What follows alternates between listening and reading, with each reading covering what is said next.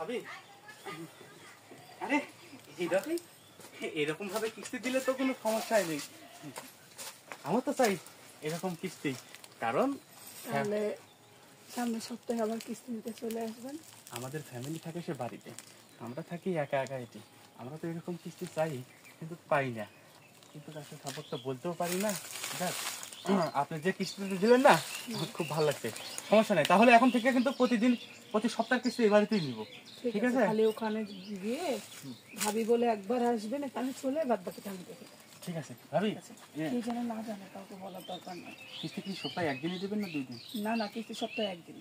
দেখেন ভাবি 2 দিন দেওয়া যায় আপনি না? বুঝছেন না কেন? আমারও তো সংসার আছে, বোঝা লাগবে। ঠিক আছে, কিস্তি সপ্তাহে প্রত্যেক সপ্তাহে একবার করে কিস্তি নিয়ে যাবে।